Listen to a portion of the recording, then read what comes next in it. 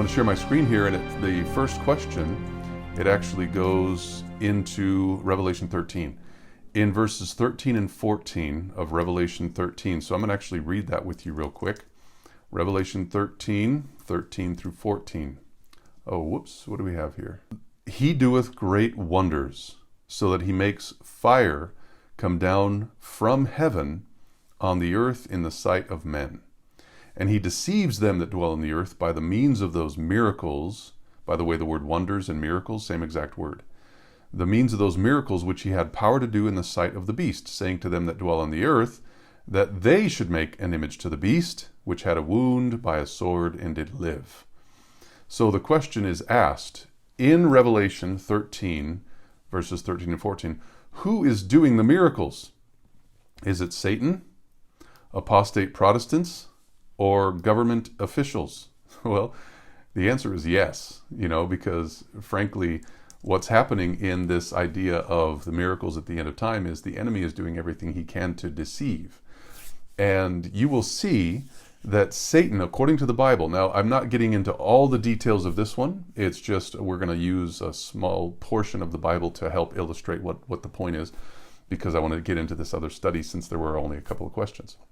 But you're going to see from the Bible that Satan did miracles. But it's interesting how Satan did miracles. He didn't just show up and do the miracles. He actually used his agents to do the miracles. So Satan would have used his angels. Satan could have been there himself. But I'm guessing from the context and from what we learn from the New Testament as well, Satan probably used his angels to work these miracles. Now I'm going to show you my thoughts here in the scripture. Satan is the worker of the miracles, but what does he use? He uses Protestants and he uses officials, whether they be non-Christians or Christians, etc. He's using these folk to do the things that he wants to have to be done. And so if you recall the deliverance from Egypt, you'll know and understand what I'm saying. We're going to go and read Exodus 7, verses 8 all the way through chapter 8 in a couple of those verses as well. The Lord spake unto Moses and unto Aaron, when Pharaoh, the leader of Egypt, when he shall speak unto you, saying, show a miracle for you, then thou shalt say unto Aaron, take thy rod. So Pharaoh, the leader of the nation at the time, he's going to ask for you to show a miracle. And so Moses, you're going to say to Aaron, take your rod and cast it before Pharaoh. It, the rod, shall become a serpent. And Moses and Aaron went in unto Pharaoh, and they did so as the Lord had commanded. So what that means is Pharaoh must have asked, hey, show us a miracle. And so Moses and Aaron were able to do what God had said would happen. And Aaron cast down his rod before Pharaoh and before his servants. So here we have Pharaoh, the leader, and the servants, those that are working for the leader. So you have government officials here, and you have the rest of the government, which are leaders, okay? Now, of course, these folk, the servants, they are more the miracle workers, those that are involved in spiritualism, because we know, of course, Pharaoh was the leader of a nation that was very religious. They worshipped all kinds of gods. And here we have these servants that are working with the spirits of those gods, and they're working in regard to spiritualism. Well, that rod, it became a serpent, right? Then Pharaoh also called the wise men and the sorcerers. Oh, so I guess the servants maybe weren't, like I said earlier, the sorcerers and the spiritualists, but the wise men and the sorcerers certainly were. Now, the magicians of Egypt, they also did in like manner with their enchantments. Oh, wait a minute. God worked miracles through Moses and Aaron, but also the devil worked miracles through the wise men and the sorcerers, right? They were called the magicians here. And so, for they cast down every man his rod. Wait a minute. Aaron only cast down one rod, right? Aaron cast down his rod. That's singular. But every man his rod. So that's plural. And they became serpents. Oh, wait a minute. I saw that Moses's Aaron's rod, became a singular serpent, but they're throwing down serpents. Now we've got plural here. So if you were to ask the question, like, Who's doing the greater miracle? You would probably look as a person in the world and say, wow, those magicians in Egypt are doing greater miracles because look at all the serpents compared to just one, right? I mean, so it doesn't seem very fair, does it? And so what we're seeing here is the enemy doing everything he can to look as though he is overwhelming God's abilities. But Aaron's rod swallowed up their rods. Whoa! So now we have a singular rod swallowing up plural rods. And so now everybody's able to say, okay, I get it. Aaron's miracle was more powerful. Well, he hardened Pharaoh's heart. And there's a whole study on that. You can go into that. It's quite amazing. Think about it this way. Pharaoh was given the clear description of God's power. All it was a clear description of God's power. It was a loving display of God's power because God was trying to win Pharaoh's heart over to his team, right? Into the kingdom of righteousness rather than the kingdom of sin and spiritualism. Well, in light of that demonstration of God's power and love, Pharaoh reacted and his heart was hardened. Now, so if you continue on with this idea of Pharaoh's heart continuing to be hardened, and the Bible even saying in some cases, not all of them, because, Pharaoh hardened his heart, but it also says the Lord hardened Pharaoh's heart. So you can go both ways with this, but here's the way that I understand it. The more that God did to demonstrate his power and his love, the harder that Pharaoh got. Now, I heard an illustration years ago that really makes sense. If you were to take clay and you put it into the sun, with that sun shining upon it, it becomes harder. Now, if you were to keep it in the shade in a cool place, even in a moist area, it's not going to become harder. So that moist area that has no sunshine directly on it, you can imagine that's more like the sinful, carnal, dark area of this world. But if you take that same clay and you put it out in the sun where it's reflecting God's glory, then all of a sudden it becomes harder. So Pharaoh was in the sunshine, if you will, as a bunch of clay that was unwilling to become and stay soft, but rather was becoming harder. So that's what was going on here in this scenario. Well, God, hardened Pharaoh's heart, that he hearkened not unto them, as the Lord had said. Now, the Lord said unto Moses, Pharaoh's heart is hardened. He refuses to let the people go. That's why his heart was hardened, is because he wanted his own way, not God's. Get thee unto Pharaoh in the morning. Lo, he goeth out unto the water, and thou shalt stand by the river's brink against he come. That's interesting, the way it's worded, against he come, but that's just the way it is. I copied and pasted it. So the rod which was turned to a serpent thou shalt take in thy hand. So remember that thing that you did earlier, remind him of it. That rod, take it in your hand, and thou shalt say unto him, the Lord God of the Hebrews hath sent me unto thee, saying, let my people go, that they may serve me in the wilderness. Now, going back to this idea of hardening the heart, if God would have stopped sending his loving power and demonstrations to Pharaoh, Pharaoh's heart would have stopped being hard or hardened. Now, because God continued to send that influence of his love and his power, Pharaoh kept resisting and becoming harder and harder and harder. And so really, yes, it was God hardening Pharaoh's heart because he was trying to demonstrate his love. And the more he demonstrated his love, the harder Pharaoh's heart got. So anyways, I hope that's helpful if that is confusing to you. And if I need to learn, then help me understand.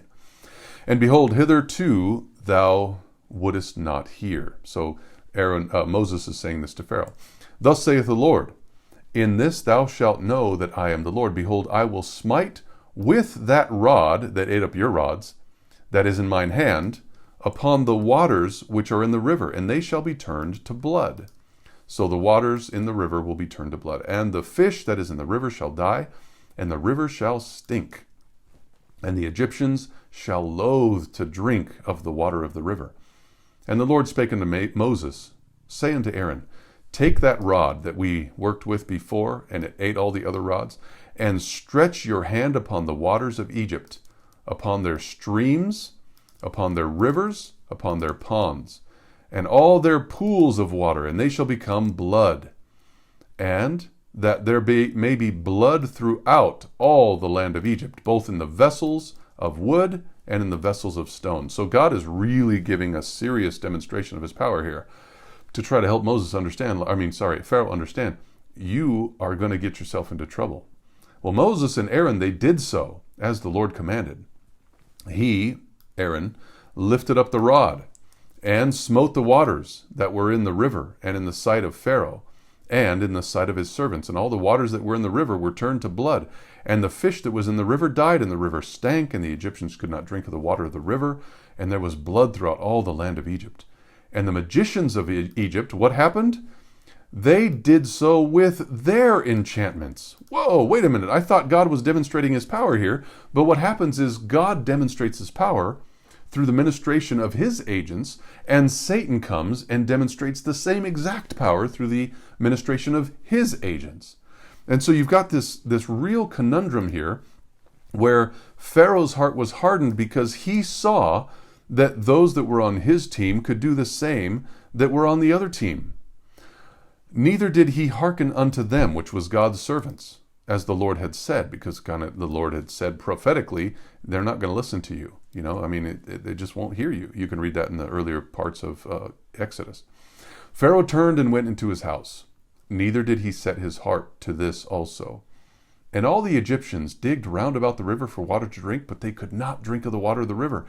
And 7 days were fulfilled, a perfect amount of time. Look at that. After that, the Lord had smitten the river. Now we're going into Exodus 8, verse 1.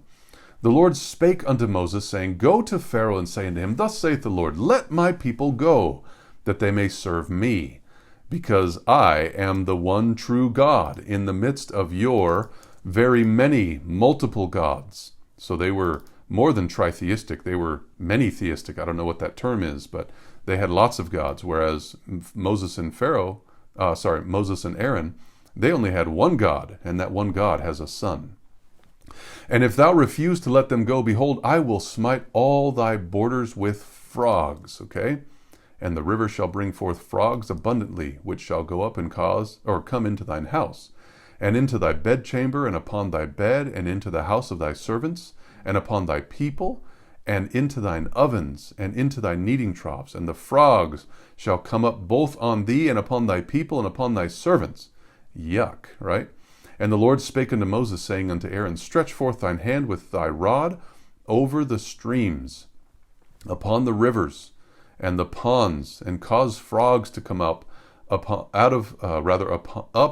the land of Egypt.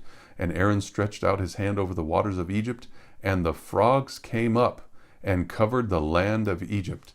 And the magicians did so with their enchantments. Okay, it's like there's already a terrible scenario here. You've got water that's blood, and then to make it worse, you've got frogs coming out of the water that's blood. And those frogs are going everywhere. They're jumping into your house. They're in your kneading troughs. They're around your horses and your cattle. They're in your hair. They're in your shower. They're everywhere. And this blood is going everywhere. These frogs are going everywhere. It's nasty. It's absolutely nasty. And to make it worse, not only did those frogs come from the Lord, but the enchanters in Egypt, they also brought more frogs to come out. And so it's like, guys, listen, you're supposed to make those things go away, not make more. And so the whole scenario was absolutely awful. I wouldn't want to be there.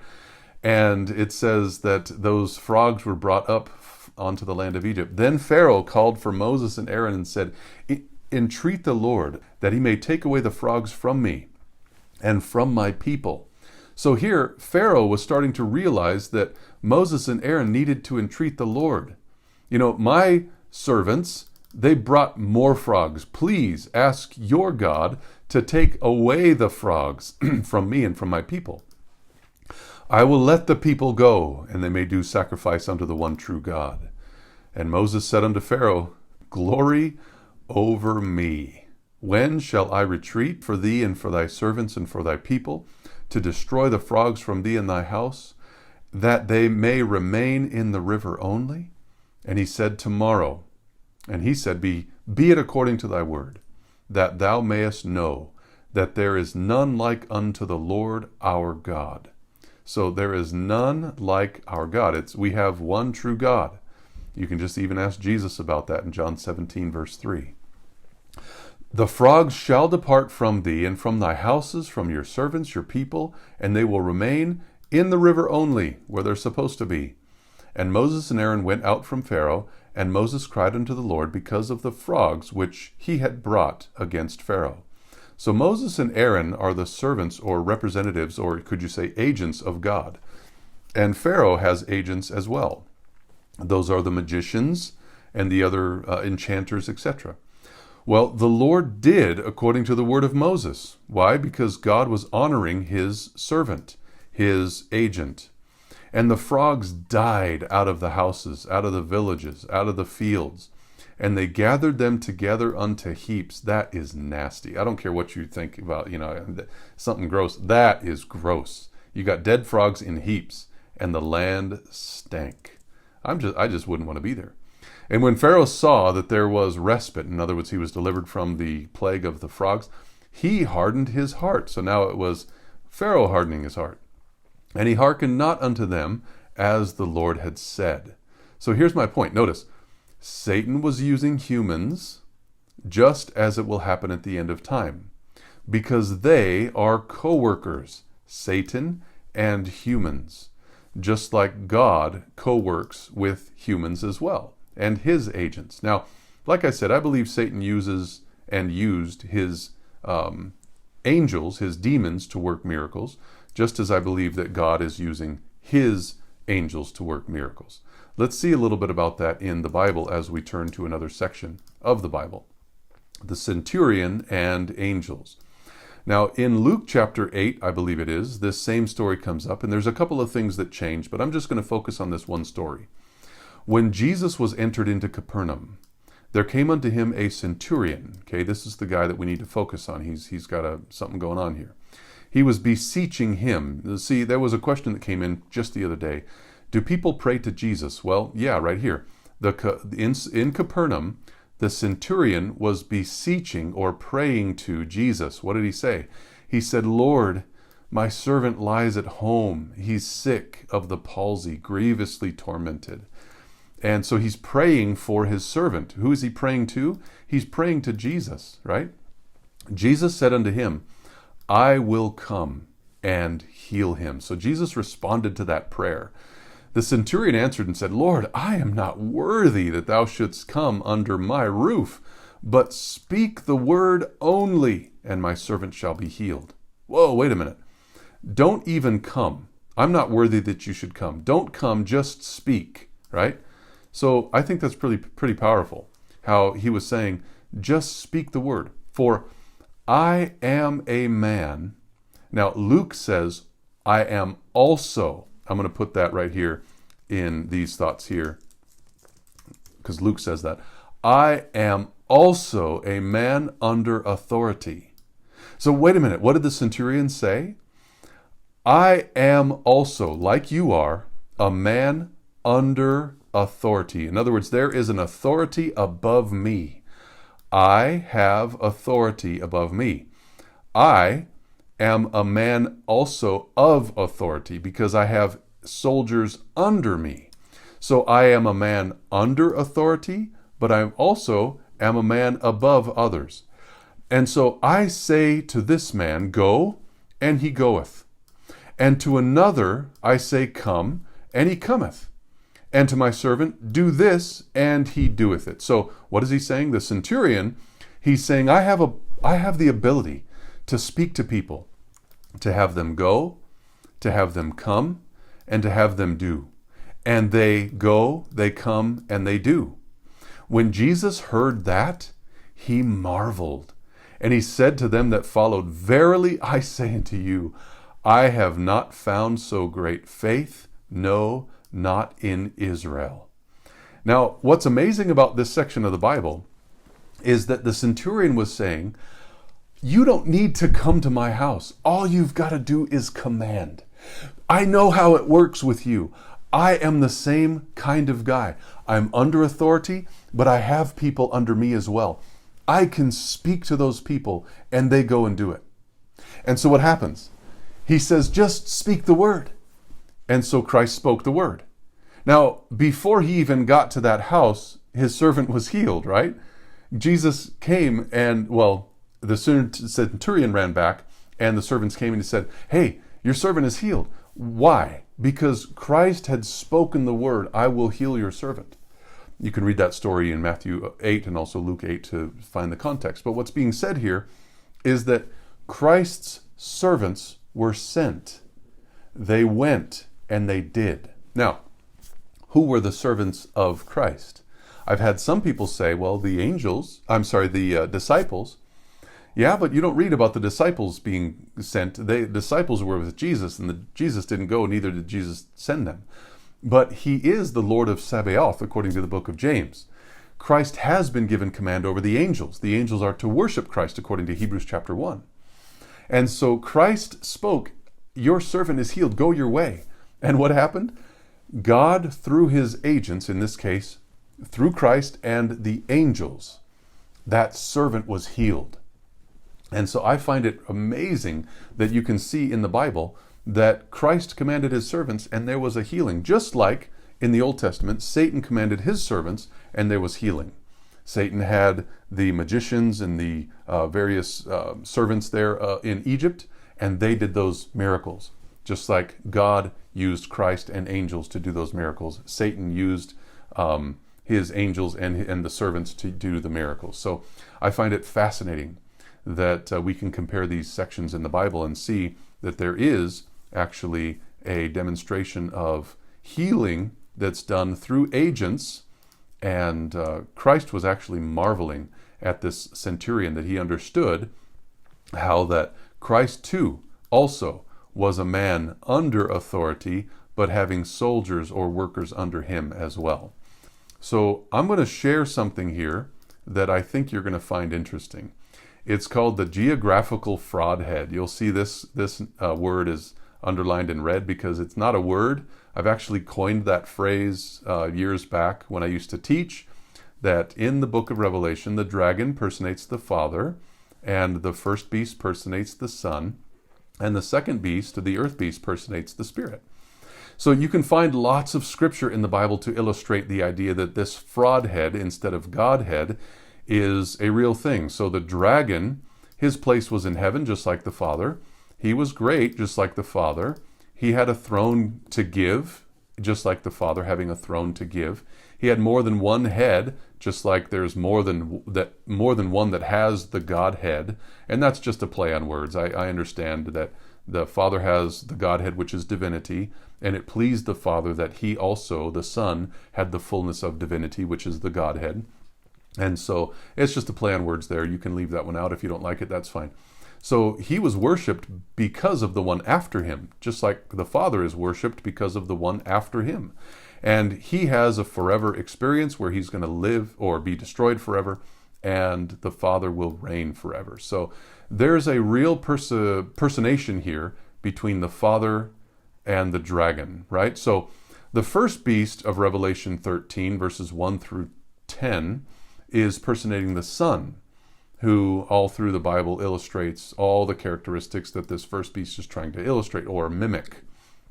They're both animals, right? They both come up out of water. They both look like the one before them, just like Christ said, if you've seen the Father, you've seen me. They both have horns. This one had 10, but interestingly in Daniel chapter, it's 7 or 8, I can't remember right now, I think it's 8. No, it's 7. Yeah, Daniel chapter 7. There's 10 horns on that beast, but there's a little horn that breaks up 3. So there's one horn with 7 horns. And this is one Christ with 7 horns. So it's really close if you do a little more homework. And so anyways, this one had horns, this one had horns, this one had crowns, this one had crowns. In the book Early Writings page, what page is it now? I don't remember. 53, I think it is, just from memory. So I may be wrong. It says that Christ had 7 crowns. And so it's interesting, you can go ahead and find that. He had a name written on him, which is the name of blasphemy. He had a name written on him, King of Kings and Lord of Lords. They both looked like a leopard, a bear, and a lion. You can see that Christ looked like a leopard, bear, and a lion because he looks like his Father. And his Father, our ultimate Savior, is demonstrated here in Hosea 13. They both had power, throne, and authority because of the one before them. And just like Jesus had power, throne, and authority given from the one before him, same thing happened with the beast. They both were wounded unto death, and they both had that deadly wound that was healed. They both have the world wandering after them, and they both continued for 3.5 years. And so you can see very clearly, and you can see the 3.5 years in the book of John, but also in the book of Daniel chapter 9 in the prophecy of the 70 weeks. So you have here this clear description that the papacy, the beast, is doing everything it can to mimic Christ. Let's just think for a second about the papacy mimicking Christ. Or Christ's ministry, really. The papacy has a high priest. The papacy also has priests. Christ is a high priest, and he has angels as priests. You have in the papacy, in the Catholic system, you have great, amazing cathedrals. Well, in heaven, you have a great, amazing cathedral. You have angels that are pictured on the walls in the cathedrals here on earth. Well, in heaven, you have angels that are etched into the walls and also on the veil. You have incense here. You have incense in heaven. You have bread here. You have bread in heaven as well. You have wine and you have wine. You have, or blood, illustrating blood. You have candlesticks and you have candlesticks. You have incense and you have incense. All these things down here on the earth are illustrated what's going on in heaven. This is all the papacy illustrating everything that Christ is doing in the heavens. And what he's doing is he's trying to distract from what God is doing through his Son in the sanctuary in heaven by setting up this false sanctuary service here on the earth. And that's what's happening in Daniel chapter 8. In fact, if you're interested, you can go and find, I've got 2 parts in Daniel chapter 8 in the playlist at revelationwithdaniel.com or the YouTube page, Revelation with Daniel. You can go to the playlist called Prophecy, and you'll see Daniel 8 part 1, Daniel 8 part 2, and I illustrate what's going on there with the papacy mimicking the ministration of Christ in the heavens. Anyways, that's what you have here. And now the earth beast, which is Revelation 13 verses 11 through 18, he is trying to personate the Spirit. Now, the Spirit, we know, is the Spirit of the Father that is exemplified or experienced through the Son. And we get the Spirit of the Father through the Son. Same thing exactly here. The earth beast is an expression of the dragon through this beast. It's the same exact thing. We have the Spirit going from the Father through the Son, just like, you have the dragon working through the beast and making up the image of the beast. Anyways, so here we have this false prophet to deceive, whereas here we have a spirit that is a true prophet to lead into truth. They're both lamb-like, right? They both speak like the one before them. That's what it says in both sections of these verses. They came after the first beast is killed. This one came after Christ was killed, which is the beast that's being personated. They exercise all the authority of the one before them in both cases. They direct the worship to the one before them in both cases. They both perform miracles, right? And they both bring down fire from heaven, or come down like fire from heaven. You can see in Acts chapter 2. They both give life or breath to the image, just like what was happening at the time of Christ when he breathed on them. He gave breath to the image, which is his followers. And they both apply a mark on the head, or rather the hand or the forehead. This one applies the seal only on the forehead. So there's the idea of this personation between the Father, his Son, and the Spirit. The dragon, the beast, and the false prophet is a false system on the earth doing everything it can to personate what the Father is doing through the Son. And the best one word to target that false doctrine or system on the earth is the Trinity. The Trinity is doing everything it can around the world to deceive people about the Father, his Son, and the Spirit. And it's working. Go to any church, including the one I used to pastor, the Seventh-day Adventist Church, and you will find the false doctrine of the Trinity completely overwhelming the entire denomination around the world. And so what we're trying to do is understand what the Bible teaches about who God is, who the Son is, what the Spirit is, and how it's ministered. We just saw previously that the ministration of the angels are involved in the working of miracles. And you can see that in the writings of Ellen White as well. You can find that very easily. Just type in the phrase, all the miracles. Just type in that phrase, and you'll find that all the miracles done by Christ were by the power of God through the ministration of the angels, just as we can see in the Bible. So now I'm going to go into this other part where it's talking about the geographical fraud head more in an explanation. Now up here, We have seen the dragon, the Father, the beast and the Son, the earth beast and the Spirit, right? So we're going to see the dragon is really Rome, okay, but he's personating the Father. We're going to see the beast, it's really the papacy, and he's personating the Son. We're going to see the false prophet, it's really America personating the Spirit. So that's my idea of the geographical fraudhead. That's this geographical thing here, is the idea that it's Rome, the papacy, and America. Okay, Rome was a world ruling power which gave all of its authority over to the Son, or the papacy, and then finally there was another expression of the Roman power working through the papacy in America. So we're going to see that going on with the Father, giving all his power to the Son, and then the Father's experience working through the Son as an expression of the Spirit here down in the earth. So now, the dragon uses Rome, right? So let's just think about this. The dragon uses Rome to personate the Father. The beast uses the papacy to personate the Son, and the false prophet uses America, or the Protestants in America, to personate the Spirit. Here are my thoughts. I've tried to put them as quickly and easily into a one-page document as possible. You can see that there are 5 pages here only because it's bigger text, but at 12-point font, you're going to see it's only 1 page. The Father brought forth a Son in his own image or spirit. Okay, being the brightness of his glory and the express image of his person. You can see that in Hebrews 1:3. Have we seen the dragon bring forth a quote-unquote son in the express image of his person? Well, yeah, of course. The dragon brought forth Rome. And Rome also, in the physical expression, he, a nation where most leaders have claimed the status of God, they had given his power, or he had given his power, his seat and his authority to a son after him. So Rome brought forth somebody in his own image after his own likeness.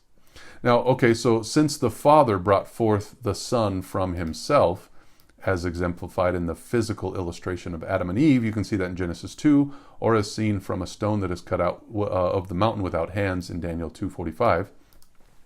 Christ was the stone which the builder rejected, of course. You can see that in also Acts of the Apostles.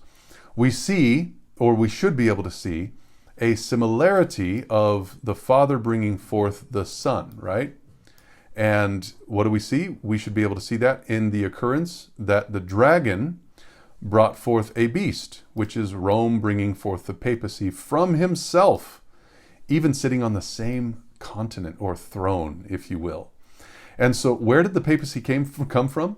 It came directly from Rome, like being begotten from Rome. Okay, so you have a Father bringing forth a Son, the Son coming forth from the Father.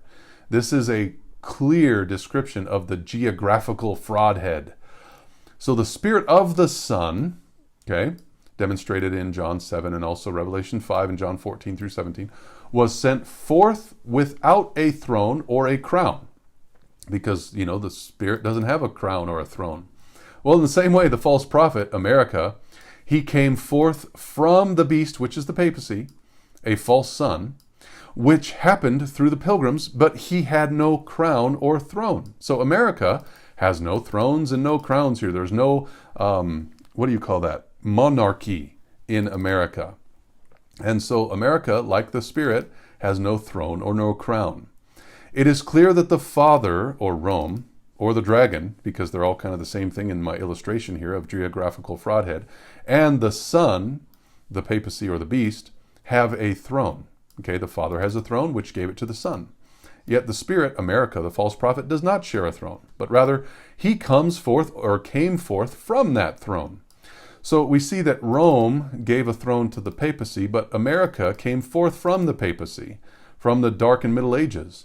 So Rome shared a throne, but America came forth from, just like we have the Father sharing a throne and the Spirit coming forth from. So it's really amazing to me to be able to see this understanding of the Father, the Son, and the Spirit, even in geography. It blows my mind. So America, the false spirit, will finally be successful in making an image to the papacy or the Son, the false Son, of course, just as the true Spirit will finally be successful in making an image to the Son. How does he do that? Through you and through me. Remember what the Bible says in, let's see if I can find it, John 14:23.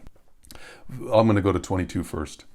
Judas, not Iscariot, he said, Lord, how is it that you will manifest yourself unto us and not to the world? Well, Jesus answered and said, if a man, that's how he's going to do it. That's how he's going to manifest himself and his Father to the world. If a man love me, he will keep my words. That's how I'm going to manifest myself. Because if he does that, my Father will love him, and we, my Father and I, will come unto him and make our abode with him. So how is it that you will manifest yourself unto the world? My Father and I will dwell in a man who loves me and keeps my words. That's how we're going to manifest ourselves to the world. And so that's exactly what's happening here. America is going to manifest the papacy to the world, just like the Spirit is going to manifest the Son to the world. How? Through the service of his agent, which in this case is America or us. The Spirit being manifested through us, or the Spirit being manifested through America. The Spirit of the papacy.